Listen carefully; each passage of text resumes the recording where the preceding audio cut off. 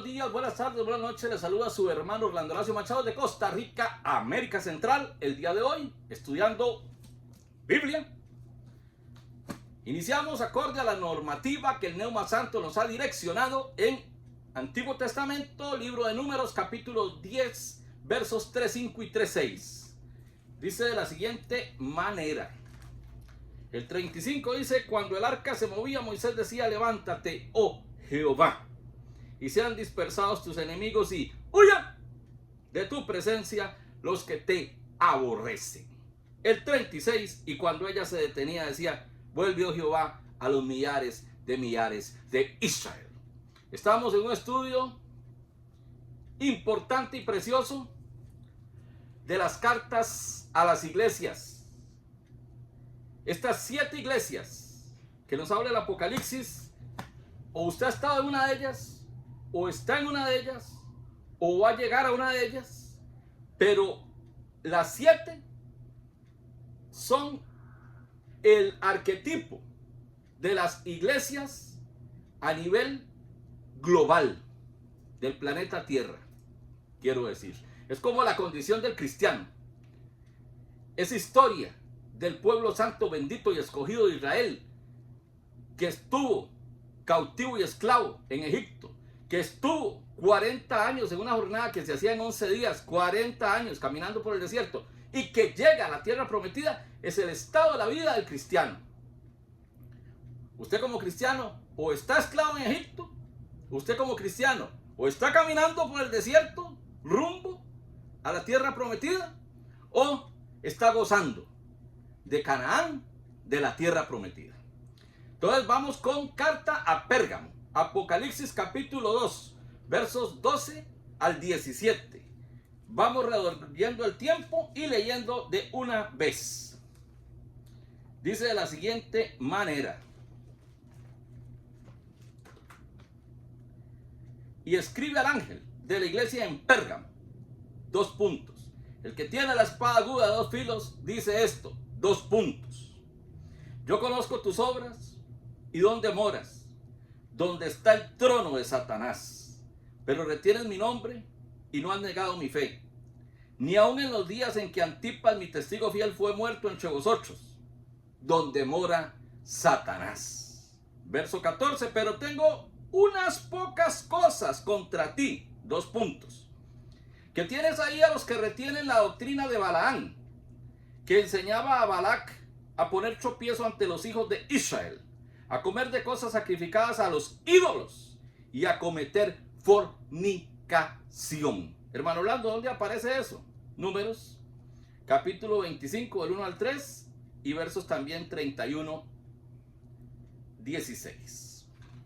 Verso 15, y también tienes a los que retienen la doctrina de los nicolaitas, la que yo aborrezco. Verso 16, por tanto arrepiéntete, pues si no, vendré a ti pronto y pelearé contra ellos con la espada de mi boca. 17, el que tiene oído oiga lo que el Espíritu dice a las iglesias. Al que venciere daré a comer del maná escondido, y le daré una piedrecita blanca, y en la piedrecita escrito un nombre nuevo, el cual ninguno conoce sino aquel que lo recibe. Bueno, que el Señor le agregue enorme bendición a esta lectura que acabamos de hacer. Para ponernos en contexto, ustedes y yo, Pérgamo fue la capital del antiguo reino griego del mismo nombre, hasta que el último de los reyes legó dicho reino a Roma en el año 133 antes de Cristo. Pérgamo se convirtió en la ciudad principal de la nueva provincia romana de Asia y en el emplazamiento del primer templo del culto al César, dedicado a Roma y a Augusto, en el año 29 después de Cristo. Más adelante se dedicaría un segundo santuario al emperador Trajano, el culto a Asclepio o Esculapio, mal llamado dios de la sanidad, y a Zeus. También eran prominentes el símbolo de Asclepio, que lo constituyen 2 serpientes enrolladas en un bastón. Hasta nuestros días es emblema de la medicina y se rendía culto a Zeus como Zeus el Salvador, en agradecimiento a una victoria militar obtenida sobre los galos. Es natural que el nicolaitismo floreciera en un lugar tal donde la política y el paganismo estaban tan estrechamente aliados, donde la presión sobre los cristianos para que transigieran debía ser fuerte. La biblioteca de Pérgamo rivalizaba con la de Alejandría. El pergamino se inventó en Pérgamo. La iglesia de Pérgamo era fiel al nombre de Cristo, incluso hasta el punto de sufrir martirio. Lo leímos en el verso 13. Pero toleraba a los falsos maestros, seguramente del mismo tipo de los que había en Éfeso. Sin embargo, parece ser que mientras que en Éfeso los pastores como un todo habían resistido firmemente a los falsos maestros, aquí en Pérgamo, aunque sin aceptar ellos mismos la falsa enseñanza, toleraban en la comunidad a los que la practicaban. Esto es muy importante. Diga conmigo, a los que la practicaban. Los falsos maestros en cuestión proclamaban el derecho de los cristianos a practicar las inmoralidades paganas, y si bien Jesús elogia a la iglesia por ser fiel a su nombre, no obstante se presenta como el que tiene la espada aguda de dos filos. Deben por lo tanto tener cuidado, ya que al Señor no le agrada que su iglesia admita prácticas pecaminosas. Dios le está hablando a alguien en esta hora. ¿Qué prácticas pecaminosas se ven como normales hoy en la iglesia? Los leo en los comentarios. Porque que las hay, las hay. Que hay gente que se avergüenza del evangelio, lo hay. Que tenemos cristianos de la secreta, los tenemos.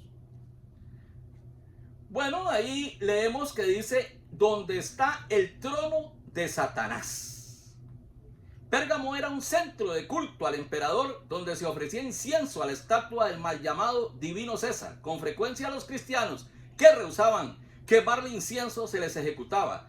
También se encontraban allí los templos de Zeus y de Asclepio, al cual se adoraba en la forma de una serpiente, el símbolo de Satanás y de la medicina moderna, que por la capacidad de la serpiente de cambiar de piel, la interpretaban como renovación, rejuvenecimiento y sabiduría.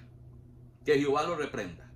Además de esto, también era un bastión de los maestros balamitas y nicolaitas.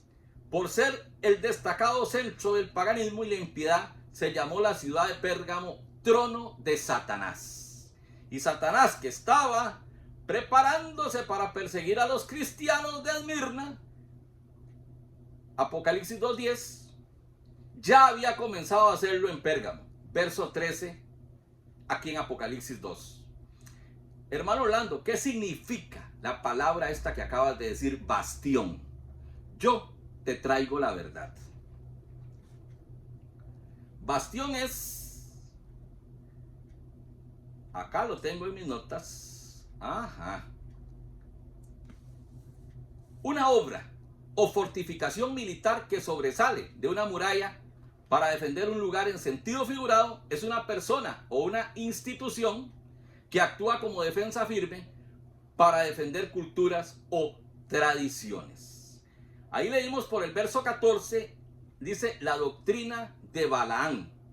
En Números 25, Antiguo Testamento, leemos acerca de cómo los israelitas practicaron la inmoralidad sexual con mujeres moabitas. Y en Números 31, propiamente en el versículo 16, se nos dice que los consejos de Balaán los incitaron así, que en Pérgamo a los devotos de las prácticas paganas que se habían infiltrado entre los cristianos y que les aconsejaban que participasen en los vicios sexuales del culto pagano, se les apodó balamitas. Es evidente que tenía bastantes seguidores.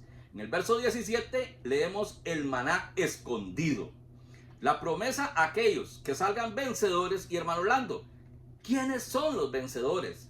He escuchado hablar de los vencedores. Usted aquí en el canal y en Facebook, que también aparecen estos videos, habla de los vencedores. ¿Quiénes son esos vencedores? yo te traigo la verdad. Los vencedores son los verdaderos creyentes en Cristo Jesús. Es el maná escondido, una piedrecita blanca con un nombre nuevo que solo conoce su dueño. El maná escondido puede ser el fruto del árbol de la vida según Apocalipsis, capítulo 22, verso 2. En los tribunales de justicia antiguos, a menudo se les entregaban piedritas blancas para expresar una sentencia de absolución. Alabado sea Dios, porque a través de la muerte de Jesús en la cruz, Él te regala a ti y a mí una piedrita blanca con un nombre escrito en ella. Usted quiere que el deseado de todas las gentes, el maestro de Galilea, le entregue a usted una piedrita blanca con un nombre para usted, un nombre nuevo. Vamos a orar al Señor. Si usted ya se inscribió para recibir esa piedrita, lo hizo hace tiempo, lo hizo hace menos tiempo, lo está haciendo ahora.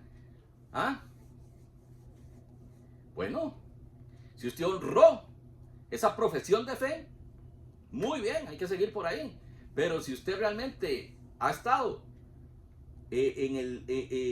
sancochadamente, con un pie en el mundo y otro pie en los senderos rectos de los mandatos, preceptos, estatutos, mandamientos y normas que el Señor nos estipula en la Biblia, entonces es tiempo también de volver a la amistad con el único Dios verdadero, diciéndole: Dios de la gloria, yo reconozco que yo quiero recibir esa piedrita, quiero ser un vencedor, quiero alcanzar a mi familia para Cristo. O si soy el último que no ha llegado a tus pies, pues completar a la familia entregando mi vida hoy a ti, no por la situación de adicción que yo padezco, no por la situación de adulterio que yo tengo, no por la adicción que yo tengo a la pornografía, no por la ludopatía que yo tengo, que juego lotería, chances, rifas y cualquier tipo de sorteo de casino que aparezca, no por la vagancia que controla este cuerpo, no por esa violencia que hay en mis manos, no por esa rapiña que tengo en mis manos, no por esos pies que corren presurosos hacia los pecados diversos, no porque soy hombre y me gustan los hombres, no porque soy mujer y gusto de mujeres, no por delitos. Póngale usted la zona errónea que tiene su cerebro delante al Señor, porque el Señor es fiel y justo para perdonarle y para hacerle caminar derecho, aunque la senda no esté derecha.